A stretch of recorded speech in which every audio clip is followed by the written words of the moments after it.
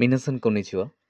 আমরা মিনানো নিহনগো লেসন 1 এর প্রথম যে রুলটা রয়েছে সেই রুলস দিয়ে বাক্য তৈরি করা শিখব।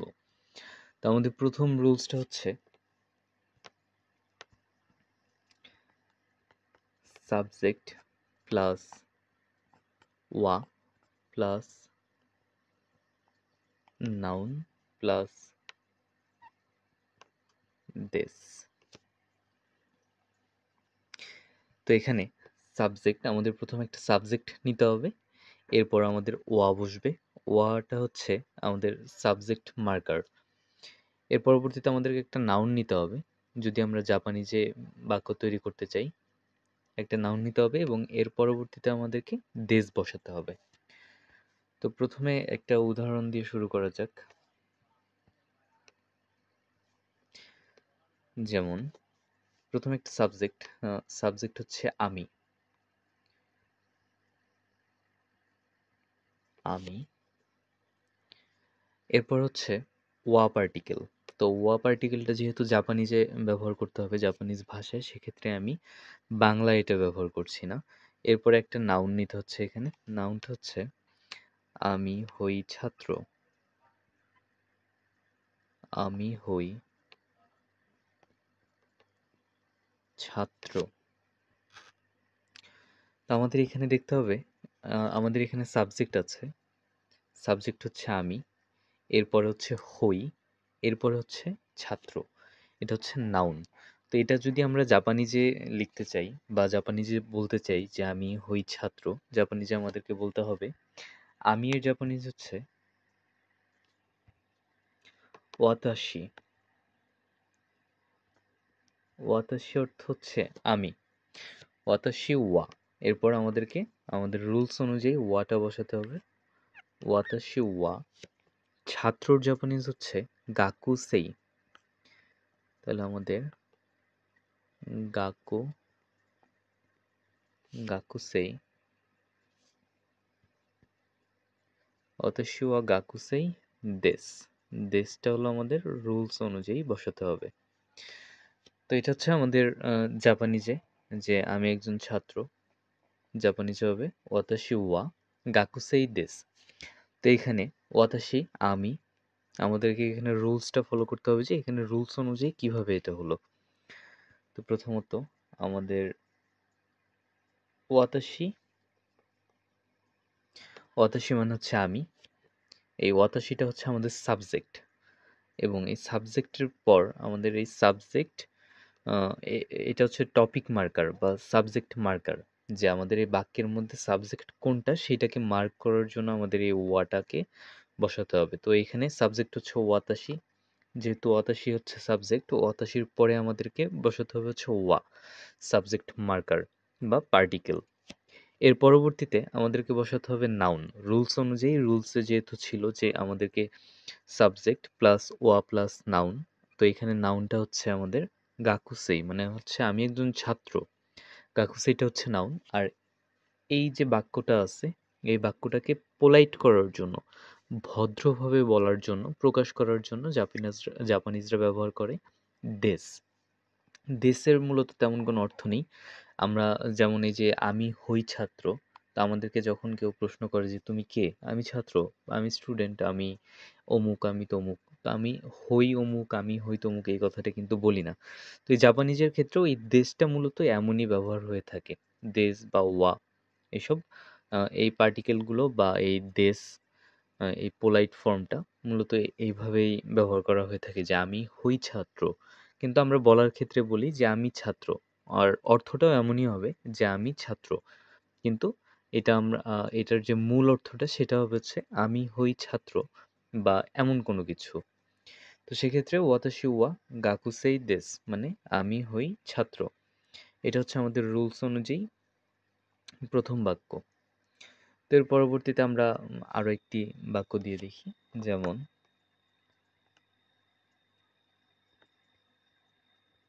ওয়াতাশি, এটা হচ্ছে আমাদের সাবজেক্ট। এরপর হচ্ছে সাবজেক্ট মার্কার বা টপিক মার্কার ওয়াতাশি ওয়া।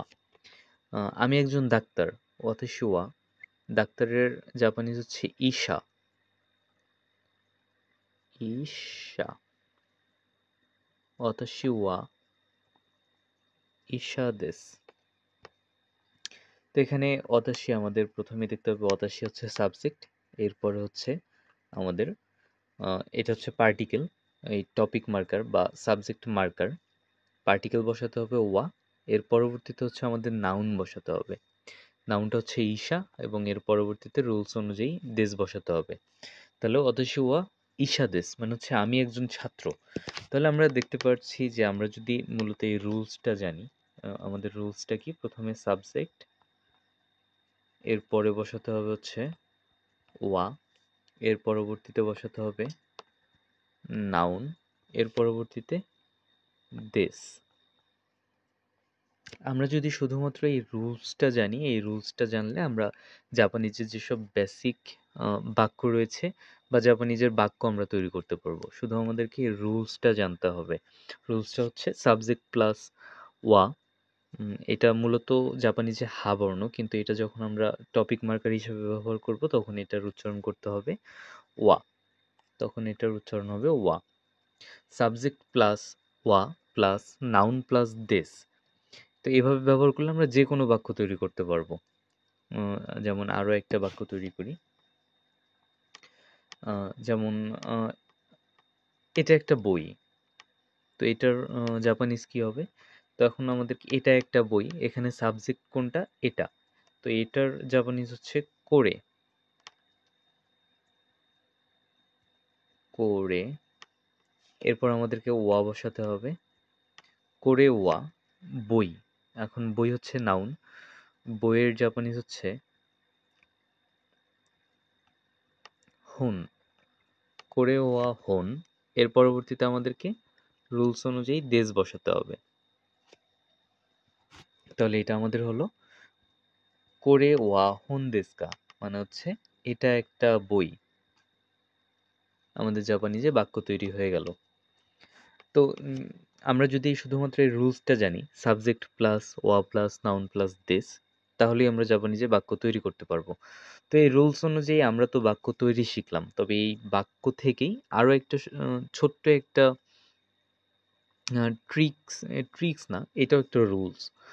ছোট্ট একটা জিনিস অ্যাড করতে হবে, অ্যাড করলে এটা প্রশ্নবোধক হয়ে যাবে। যেমন কোরে ওয়া হুনদেস্কা, আমাদের এখানে আছে কোরে ওয়া হুনদেস্কা, মানে হচ্ছে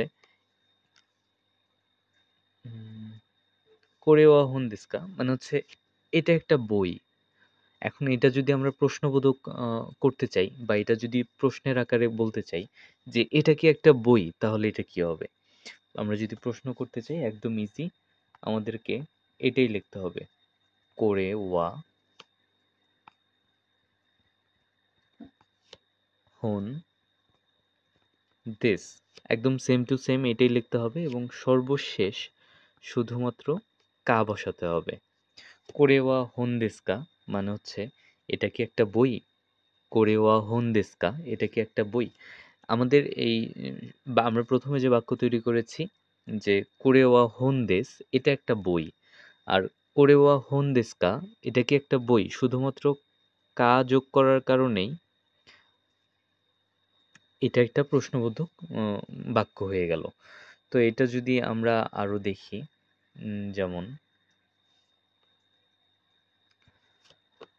উম, আনা তুমি আহ, তুমি একজন শিক্ষক, এটা জাপানিজ হবে